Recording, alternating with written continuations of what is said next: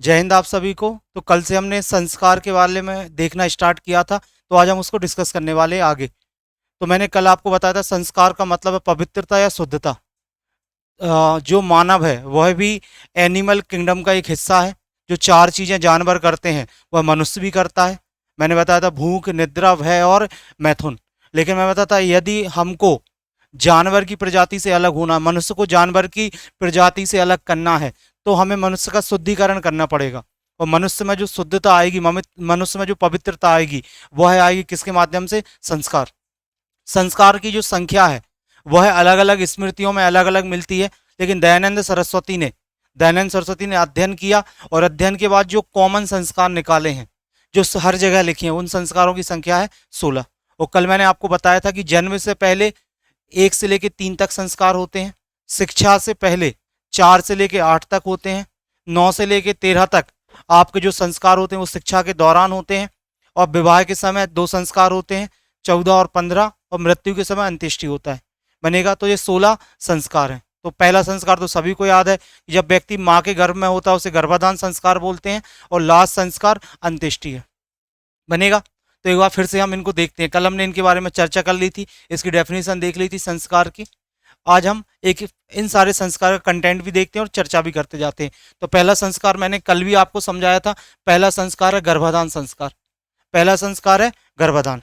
अच्छा, गर्भाधान के लिए मैंने आपको बताया था कि सही समय पर सही नक्षत्र में गर्भाधान होना चाहिए। सही समय पर सही नक्षत्र में यदि गर्भाधान होगा तो जिस बेटा या बेटी का जन्म होगा वह देवता तुल्य होंगे, उनमें देवीय गुण होंगे।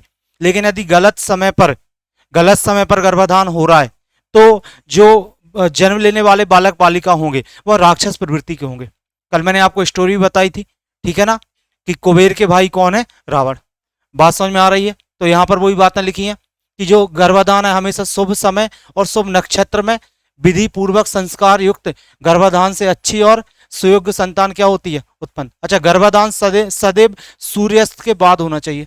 गर्भाधान हमेशा सूर्यास्त के क्या होना चाहिए? बाद। सूर्यास्त के बाद होना चाहिए। और समरात्रियों में, मैंने बताया था समरात्रि में यदि गर्भाधान होगा तो इससे बेटे के जन्म होने की संभावना है। और विषम रात्रि में यदि गर्भाधान होगा तो इससे बेटी के जन्म होने की संभावना है। लेकिन महिलाओं के मासिक धर्म के खत्म होने के बाद जो सम और विषम की जो काउंट होगी वह मासिक धर्म के खत्म होने के बाद। तो इसको आपको याद रखना है। दूसरा मैंने बताया था पुंसवन। तो पुंसवन संस्कार जो है मैंने आपको बताया था, जब बच्चा माँ के गर्भ में आ जाता है या गर्भाधान के 3 महीने बाद, कितने महीने बाद? 3। गर्भाधान के 3 महीने बाद पुंसवन संस्कार होता है। पुंसवन संस्कार के 2 उद्देश्य हैं। पहला उद्देश्य है पुत्र की प्राप्ति। पहला उद्देश्य है किसकी प्राप्ति? पुत्र की। मैंने कल आप बताया था जो लड़का होता है वह कुल की जो बेल है उसको चारों तरफ फैलाता है।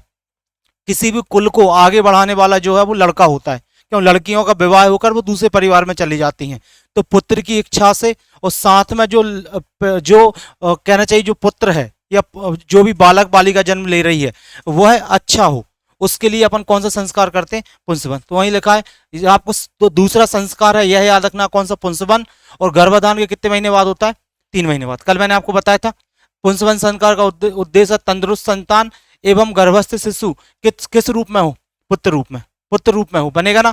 अच्छा, इस संस्कार के लिए कौन सा दिन चुना जाता है? सोमवार, बुधवार, बृहस्पतिवार, शुक्रवार। ये 4 दिन में यह संस्कार किया जाता है। इन 4 दिनों में यह दिन भी आपको याद रखना है, ठीक है ना। यहाँ पर गर्भवती जो महिला है उसका मंत्रोच्चार के साथ विशेष पूजा कराई जाती है। मैंने कल भी बताया था, विशेष पूजा कराई जाती है।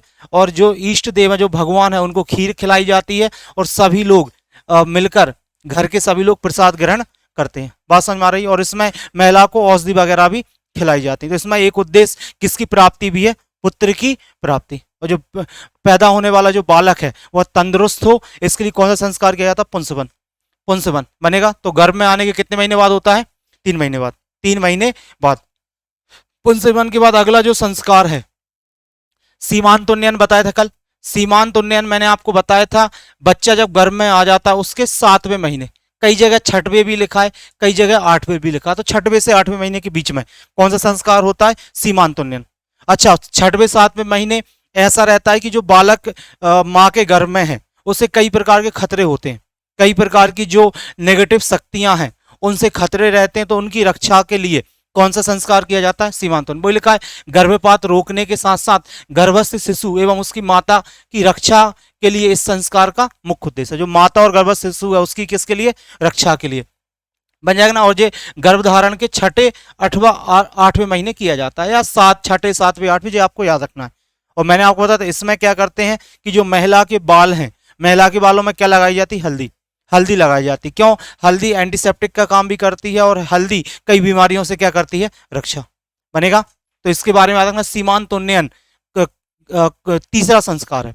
तो जन्म से पूर्व 3 संस्कार हो गए। तो पहला था बोलो कौन सा? गर्भाधान, सेकंड पुंसवन, और तीसरा सीमांत उन्नयन। सीमांत उन्नयन, इनको सबको इंग्लिश में भी सेम नाम बोलेंगे, सीमांत उन्नयन। तो अब यहां तक जो बालक है उसका जन्म हो चुका है। 3 संस्कार में बालक का जन्म हो चुका है। अब जो संस्कार होंगे जन्म के बाद, और जन्म के तुरंत बाद जो होता है उसे बोलते हैं जात कर्म। कौन सा संस्कार? तो चौथा संस्कार है जात कर्म। जात कर्म का मतलब ही है जन्म के तुरंत बाद। तो मैंने आपको बताया था बालक के जन्म पर जात कर्म संस्कार किया। जैसे जन्म हुआ, बालक को मां से अलग किया। मैंने बताया था बालक मां की नाभि से जुड़ा रहता है। बालक का जो मां से अलग किया, जो नाल को काटा, उसके बाद कौन सा संस्कार किया जाता है? जात कर्म। ठीक है ना। जन्म पर जो भी कर्म संपन्न किए जाते हैं उसे क्या कहते हैं? जात कर्म। इसमें बच्चे को स्नान कराना, मधु मतलब शहद होता है, शहद या घी चटाना, स्तनपान कराना आदि कार्य शामिल है। ठीक है ना। इसमें मैंने कल बताया था शहद या घी चटाने का उद्देश्य है, जैसे शहद की हम बात करें तो शहद चटाने का उद्देश्य कि जो बालक हो वो मृदुभाषी हो, अच्छा बोले बालक, और साथ में शहद जो है बच्चे की कई बीमारियों से रक्षा भी करती है, और साथ में बालक दीर्घायु भी होता है। बालक क्या होता है? दीर्घायु। बात समझ जो लिखा है ना, बालक मेधावी बलशाली बनता है और बालक दीर्घायु होता है। और ये सब बातें आपको याद रखना चाहिए। कौन सा संस्कार है? जात कर्म संस्कार। जात कर्म संस्कार। ये कौन से नंबर का संस्कार है? चौथा। और जात कर्म संस्कार के बाद अगला संस्कार नामकरण। पांचवा कौन सा है? नामकरण। कल ही मैंने आपको बताया था नामकरण संस्कार। मैंने आपसे बोला था जब बच्चे का जन्म होता है तो 10 दिनों तक सूदक होती है। 10 दिन तक वो लोग क्या होती है? सूदक। आपने सुना होगा घर जो है वह अपवित्र होता है। घर कैसा होता है? अब अपवित्र। तो 10 दिन जब हो जाते हैं, बालक के जन्म के 10 दिन हो जाते हैं, तो 10 दिन बाद घर की साफ सफाई की जाती है, घर में हवन किया जाता है, माता और बालक को हवन की धूनी दी जाती है ताकि माता, बालक और घर सभी शुद्ध हो जाएं। और उसके बाद बच्चे का क्या किया जाता है? नामकरण। और मैं बता, नाम हमेशा पॉजिटिव होना चाहिए। नाम ऐसा होना चाहिए जिस नाम से बालक या बालिका को प्रेरणा मिले। बालक या बालिका को क्या मिले? प्रेरणा। ठीक है। बालकों के नाम महापुरुष के नाम, भगवानों के नाम, इन सब नामों के नाम पर रखे जाते हैं, या किसी ऐसे राजा के नाम पर जिन्होंने महान कार्य किए हों। समझ रहे हैं ना। और वैसे ही लड़कियों के नाम कोमल होने चाहिए। कल ही मैं बता रहा था लड़कियों के नाम कैसे होने चाहिए? कोमल। कोमल होने चाहिए। किसी नदी के नाम पर, किसी पुष्प के नाम पर। ठीक है। तो वो सब इसमें इंपॉर्टेंट है। तो ये सब लिखा है। जो सूतिका या सूदक लगा था उसके शुद्धिकरण के बाद, यज्ञ कराने के बाद नामकरण संस्कार कराया जाता है। इस सोमवार, गुरुवार, शुक्रवार के दिन नामकरण संस्कार करना क्या होता है? शुभ माना जाता है। तो नाम हमेशा कैसा होना चाहिए? पॉजिटिव। तो किसी का नाम गीदड़ सिंह रख दो तो वो कैसा हो जाएगा? गीदड़। और किसी का नाम शेर सिंह रख दो। और लड़कियों का बताया तो किसी का नाम कोमल नाम होने चाहिए। अब किसी का नाम कुल्हाड़ा सिंह रख दिया तो लड़कियां कैसे होगी? मर्दाना प्रवृत्ति की हो जाएगी। तो नाम हमेशा कैसे होने चाहिए? पॉजिटिव। तो ये नामकरण संस्कार है। बनेगा। कल भी हमने चर्चा कर ली थी इन पे, ये थोड़ा स्पीड से बता रहा हूं। बनेगा ना इतना। नामकरण के बाद अगला जो संस्कार जो स्कूल जाने से पहले हो रहा है, शिक्षा से पहले हो रहा है, अगला निष्क्रमण। कल मैं निष्क्रमण मतलब निकालना। निष्क्रमण का मतलब है निकालना। तो बच्चे को पहली बार घर से बाहर निकाला जाता है और घर से बाहर उसे सूर्य और चंद्रमा की रोशनी दी जाती है। तो लिखा है बच्चे के जन्म के चौथे या छठे महीने, चौथे या क्या छठे महीने में किया जाता है ये वाला संस्कार। बनेगा। चौथे या छठे महीने। और वैसे भी 6 नंबर का संस्कार है तो उससे भी आप रिलेट कर सकते हो। निष्क्रमण का अभिप्राय क्या है? बाहर निकालना। घर से क्या निकालना? बाहर। ठीक है ना। इस संस्कार में शिशु को सूर्य तथा चंद्रमा की ज्योति दिखाने का क्या है? विधान। और यह कार्य किसके लिए किया जाए? किसके द्वारा किया जाता है? देवर। कल मैंने इस बात को बताया था। कल मैंने आपको इस बात को बताया था कि भाई बाहर कई प्रकार की नेगेटिव एनर्जी है, बाहर कई प्रकार की नेगेटिव एनर्जी है, और प्रदूषण है, कई प्रकार की समस्याएं हैं। उन सब से रक्षा करने की जिम्मेदारी किसकी होती है? देवर की। किसकी होती है? देवर की। तो इसको बोलते हैं कौन सा संस्कार? निष्क्रमण। अब निष्क्रमण के बाद 7वां संस्कार जो है अन्नप्राशन होता है। बोलो क्या होता है? अन्नप्राशन। सातवां है अन्नप्राशन। अन्नप्राशन का मतलब नाम से ही समझ में आ रहा है, अन्न मतलब होता है भोजन। तो बालक को, अभी तक बालक माँ के कहना चाहिए कि दूध पर डिपेंड था, अब पहली बार बालक को अन्न खिलाया जाता है। और ये इसमें लिखा है जिस जन्म के 6 माह बाद होता है। जन्म के कितने महीने बाद? 6, कहीं जगह 5 भी लिखा है, 5 से 6 महीने बाद होता है। इसके बाद जब पहली बार शिशु को पारंपरिक विधियों के साथ अनाज खिलाया जाता है, क्या खिलाया जाता है? अनाज, उसे अन्नप्राशन संस्कार कहते हैं। अब मैंने कल भी बताया था भाई, ऐसी चीज खिलानी है जिससे बालक पचा सके, जिससे बालक क्या कर सके? पचा सके। ऐसा नहीं कि घर में पिज्जा ला के रख दिया, ठीक है ना। तो बालक को क्या खिलाया जाता है? खीर या खिचड़ी, खीर या खिचड़ी को खिलाया जाता है। बात समझ में आ रही? तो इस संस्कार को कौन सा संस्कार बोलते हैं? अन्नप्राशन। अन्नप्राशन, अन्नप्राशन बनेगा। और इसके बाद जो होता है वह होता है आपका चूड़ा कर्म, या इसको चूड़ा करण भी बोलते हैं, या मुंडन संस्कार भी बोलते हैं। क्या बोलते हैं? मुंडन संस्कार। मुंडन संस्कार। तो ऐसा कहा जाता है, ऐसा कहा जाता है कि बच्चा जब माँ के गर्भ में होता है तो बच्चे के शरीर में या बच्चे के बाल में अभी तक भी कई प्रकार गंदगियां होती हैं। तो उन गंदगियों को दूर करने के लिए बच्चे का क्या किया जाता है? मुंडन। और इसके साथ और भी रीजन है। तो यहाँ पर लिखा, जब बच्चे के सिर पर बाल पहली बार काटे जाते हैं, इसे चूड़ा कर्म या मुंडन संस्कार कहते हैं। अच्छा, मनुस्मृति में जो बात लिखी है, कहां पर? मनुस्मृति में ऐसा लिखा है, मनुस्मृति में लिखा है शिशु की आयु के 1 वर्ष 3 वर्ष, 5 वर्ष नहीं, बस इतना ही है। ये मुंडन संस्कार कब किया जाना चाहिए? शिशु की आयु के 1 वर्ष बाद या 3 वर्ष। 1 वर्ष या 3 वर्ष वो गलत है, 5-7 नहीं, 1 वर्ष या 3 वर्ष। और इससे एक तो मैंने बताया कि ऐसा कहा जाता है कि माँ के गर्भ में जो गंदगी थी उससे बालक को शुद्धि मिलती है। और साथ में मुंडन करने के बाद बालक के सर पर क्या लगाई जाती? हल्दी। क्या लगाई जाती? हल्दी। और इससे क्या होता है? बाकी इससे सिर्फ मजबूत भी होता है और बुद्धि क्या होती है? तेज होती, बुद्धि तेज होती है। और आप लोग ने एक बात तो सुनी होगी, बालों का मुंडन हो जाता है फिर अच्छे बाल भी आते हैं। अच्छे क्या आते हैं? बाल। तो आजकल के पेरेंट्स, बाकी तो नहीं पता पेरेंट्स को किस लिए कराना है, बस इसलिए जरूर कराते हैं कि आगे जाके बच्चों के क्या अच्छे आ जाए, बाल आ जाए, ठीक है ना। तो इसलिए कौन सा कर्म? इसको चूड़ा कर्म को मुंडन संस्कार भी बोलते हैं। क्या बोलते हैं? मुंडन। कंफ्यूज नहीं होना, इसी को मुंडन भी बोलते हैं। तो यहां तक के जो संस्कार थे कल भी हमने चर्चा कर ली थी, और यह सब संस्कार शिक्षा से पहले हैं। अब जो संस्कार प्रारंभ होंगे वो किससे संबंधित होंगे? शिक्षा से संबंधित। जितना चलेंगे 13वें नंबर तक, ठीक है। इतनी बात समझ में आ गई? तो भाई पहले से लेकर, फर्स्ट से लेकर थर्ड, जो जन्म के समय थे जब व्यक्ति माँ के गर्भ में है, और 4 to 8, 4 to 8 जो मैंने आपको बताया, 4 to 8 वो किसके समय के बोले? अरे यार, शिक्षा से, क्या हो गया?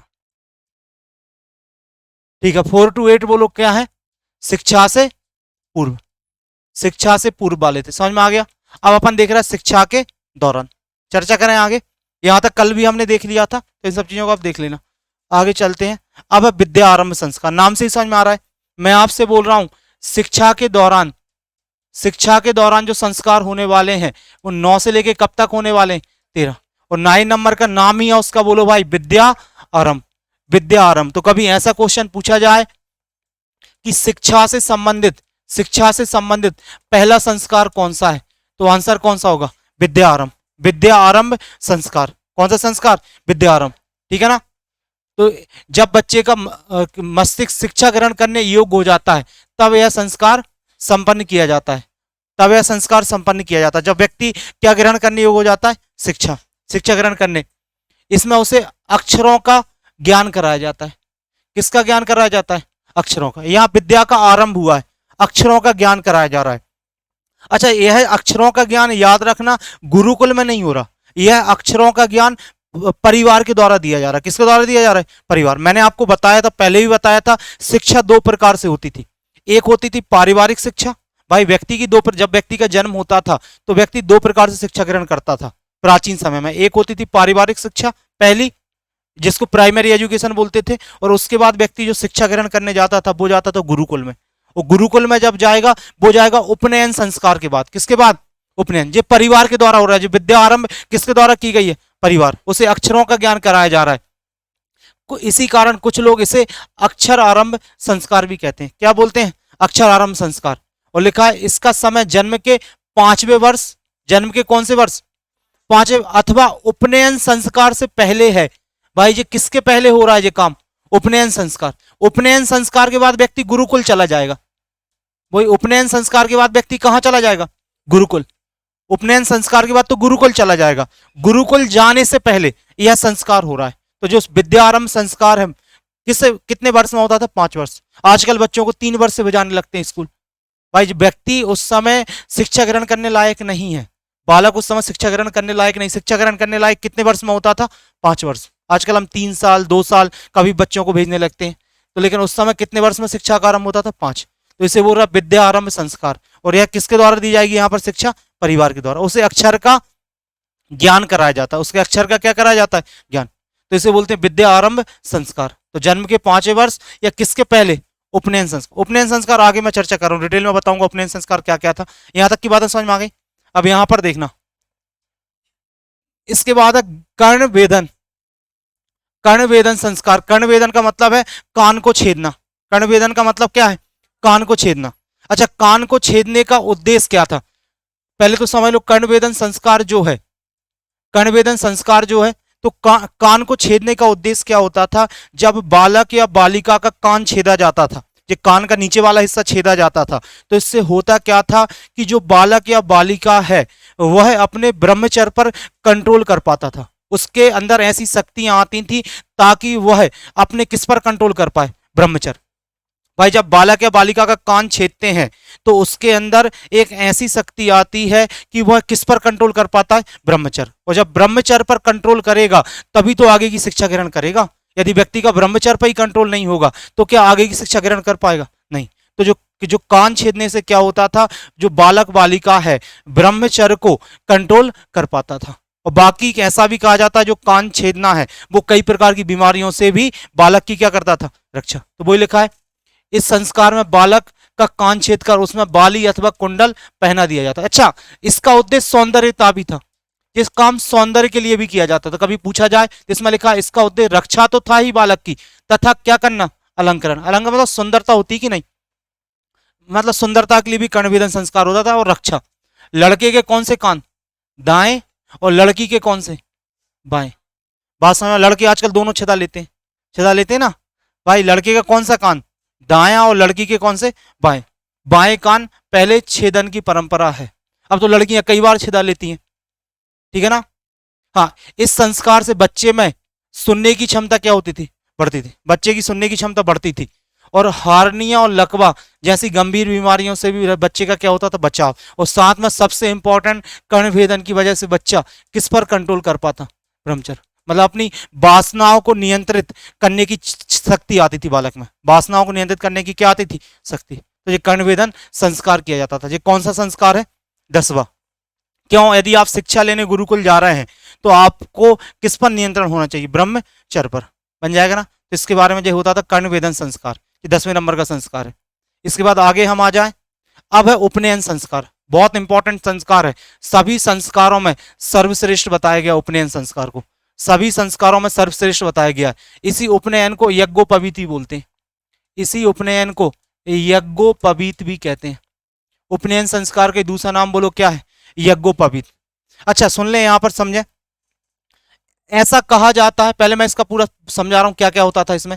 ऐसा कहा जाता है कि जब व्यक्ति का जन्म होता है, मैंने आपको 4 वर्ण बताए थे, ब्राह्मण क्षत्रिय वैश्य और शूद्र बताया था। ब्राह्मण क्षत्रिय वैश्य और शूद्र मैंने 4 वर्ण बताए थे। ऐसा कहा जाता है, ये 4 वर्ण है, ब्राह्मण क्षत्रिय वैश्य और शूद्र। ऐसा कहा जाता है शुरुआत में सभी शूद्र हैं। जब व्यक्ति का जन्म होता है सभी शूद्र हैं। जब जन्म होता है, जन्म के समय सभी क्या है? शूद्र। सभी शूद्र इसलिए हैं, ऐसा कहा जाता है जब जन्म होता है तो सभी के घर में सूदक होती है। सभी के घर में क्या होती? सूदक। सभी के घर में अशुद्धि होती है। सभी घर में क्या होती है? अशुद्धि। भाई जब व्यक्ति का जन्म होता है तो सभी के घर में सूदक लगती है और सभी के घर में क्या होती है? अशुद्धि होती है। अशुद्धि होती है। लेकिन तो इस जन्म के समय सभी लोग क्या है? शूद्र। लेकिन व्यक्ति जब इस उपनयन संस्कार को करता है, इस उपनयन संस्कार को करता है, इस उपनयन संस्कार को करता है, तो उपनयन संस्कार को करने के बाद व्यक्ति का दूसरा जन्म होता है। व्यक्ति का कौन सा जन्म होता है? दूसरा। व्यक्ति का दूसरा जन्म होता है। व्यक्ति का दूसरा जन्म जो होता है उसी से हम बोला था, जो लोग उपनयन संस्कार करते थे उन लोगों को द्विज कहा जाता था। क्या कहा जाता था? द्विज। ये इंपॉर्टेंट वर्ड, जो लोग उपनयन संस्कार करते थे उन्हें क्या कहा जाता? द्विज। द्विज का मतलब व्यक्ति का यहाँ पर कौन सा जन्म हो रहा है? दूसरा जन्म। और यहां पर कहा गया कि शिक्षा ग्रहण इसलिए सबसे उत्तम संस्कार है, व्यक्ति शिक्षा ग्रहण करना इसलिए सबसे उत्तम संस्कार है क्योंकि अभी तक जो मनुष्य है वो बायोलॉजिकल एनिमल था, एनिमल किंगडम है। अभी तक हम बायोलॉजिकली क्या थे? आप बताओ, जन्म से लेके अभी तक कुछ स्पेशल काम किया है क्या? आपने कुछ ऐसा किया जो इंसान जानवरों से अलग कर रहा है? नहीं। पहली बार जानवरों से जो अलग आप कार्य कर रहे हो वो गुरुकुल में जाते समय क्या ग्रहण करने जा रहे हैं? शिक्षा। इसलिए यहां पर कहा जा रहा है व्यक्ति जो है वो व्यक्ति का दूसरा जन्म है। यहां पर व्यक्ति को क्या कहा जा रहा है? द्विज। और इस उपनयन संस्कार में सुन लें, इस उपनयन संस्कार में व्यक्ति को जनेऊ पहनाया जाता था। क्या पहनाया जाता था? जनेऊ। जनेऊ पहनाया जाता था। व्यक्ति जब उपनयन संस्कार में जाता था उसे जनेऊ पहनाया जाता था। और यार सुन लें, यहां पर एक बात समझे, जनेऊ में 3 धागे पहनाए जाते हैं। कितने धागे होते थे? 3। 3 धागे। भाई किसी को जनेऊ पहनाया, जनेऊ में कितने धागे होते हैं? 3। और 3 धागे उसे बताते हैं 3 ऋण। उसके जीवन में कितने ऋण चुकाने उसे? 3। 3 धागे इसलिए पहनाए जाते हैं ताकि तुम्हारे ऊपर 3 ऋणों का जो बोझ है वो हमेशा तुम्हें याद रहे। और 3 ऋण मैंने आपको बताया था। व्यक्ति के जीवन में जो 3 ऋण है, एक ऋण है आपका पितृ ऋण। बोलो कौन सा ऋण है?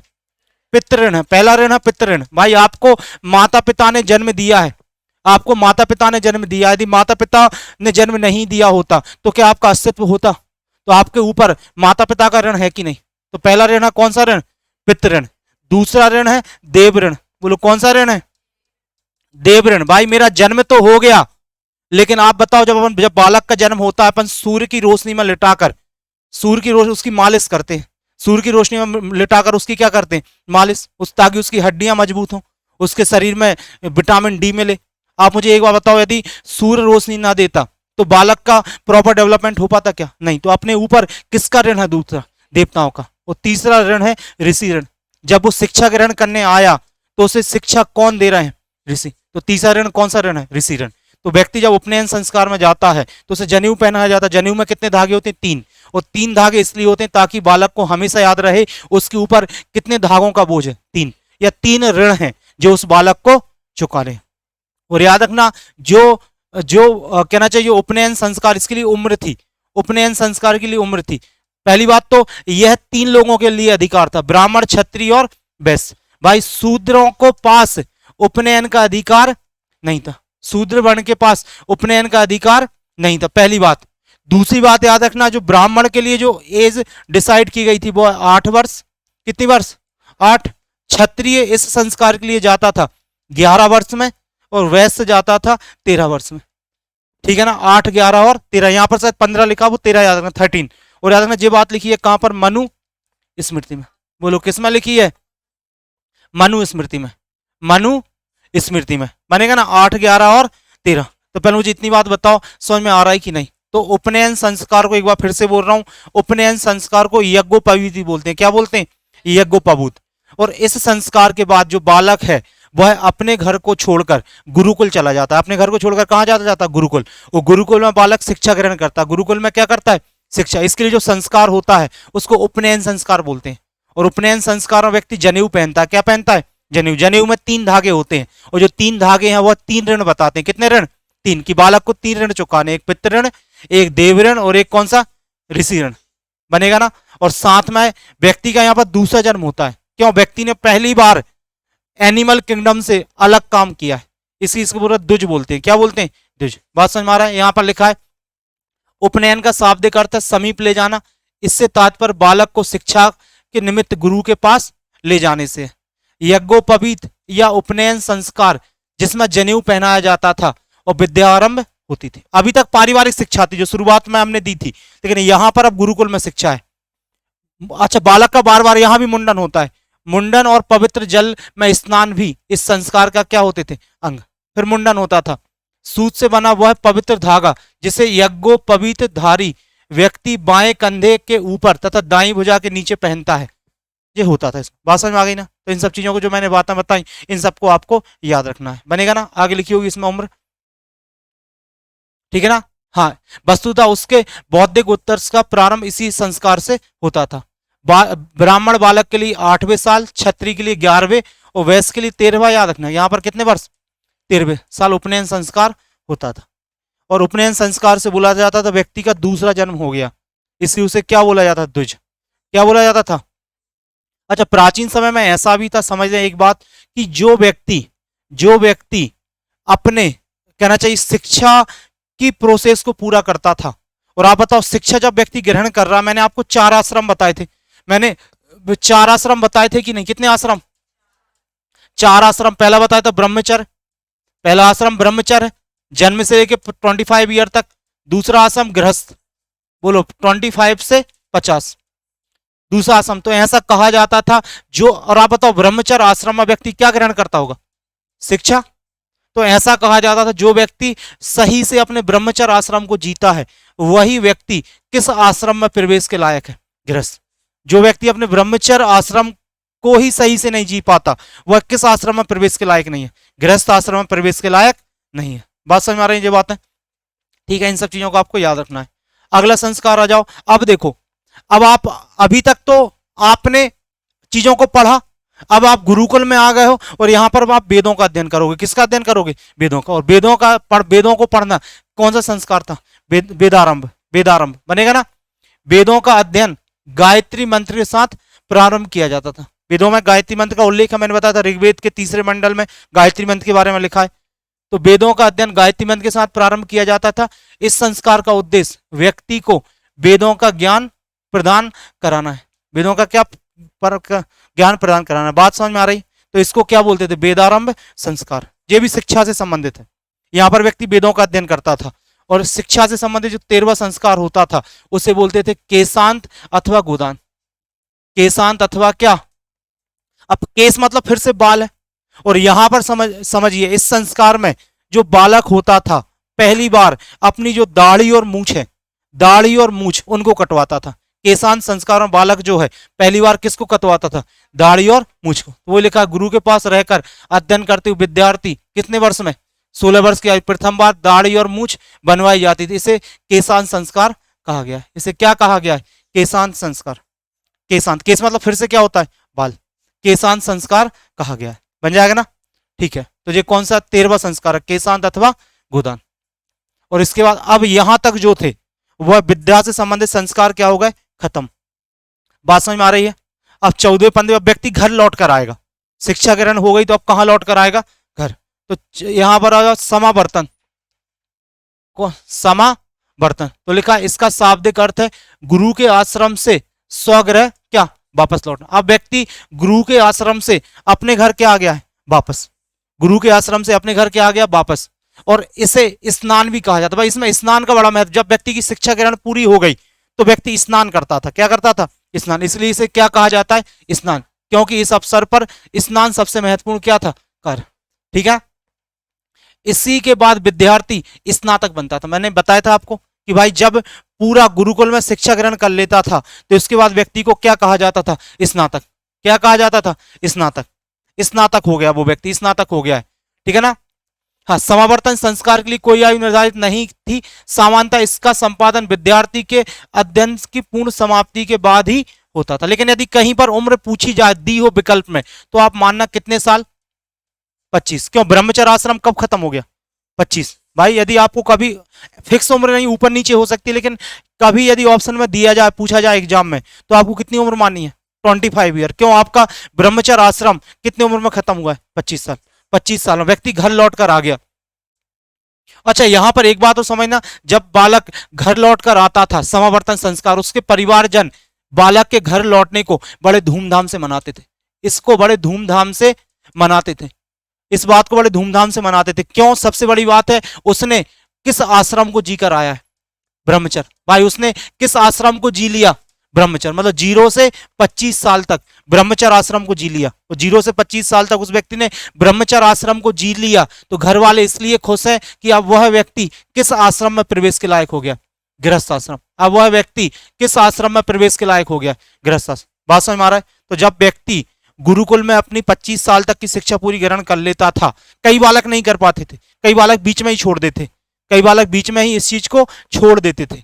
जो व्यक्ति कंप्लीट कर लेता था, मतलब उसने ब्रह्मचर्य आश्रम को पूरा जिया है, और अब वो व्यक्ति कहाँ जाने लायक हो गया? गृहस्थ। गृहस्थ। इसलिए जब व्यक्ति घर में लौट कर आता था, इस चीज को परिवारजन धूमधाम से मनाते थे। और इसके बाद आ जाओ कौन सा संस्कार? विवाह। विवाह संस्कार मतलब अब व्यक्ति किस आश्रम में प्रवेश कर रहा है? गृहस्थ आश्रम। बोलो किस आश्रम में? गृहस्थ आश्रम। गृहस्थ आश्रम में प्रवेश कर रहा हो। गृहस्थ आश्रम में प्रवेश कर रहा है मतलब अब व्यक्ति 25 से 50 साल तक जो गृहस्थ आश्रम है उस पर प्रवेश के लिए कौन सा संस्कार हो गया? विवाह। विवाह। और विवाह के बाद व्यक्ति कई प्रकार की जिम्मेदारियां भी निभाएगा। व्यक्ति यहां पर जो 3 ऋण थे उसके पास, इन 3 ऋणों को यहीं पर पूरा करेगा, विवाह के बाद ही पूरा करेगा। इसी के बाद व्यक्ति संतान उत्पत्ति भी करेगा। क्या करेगा? संतान उत्पत्ति। बात समझ में आ रहा है?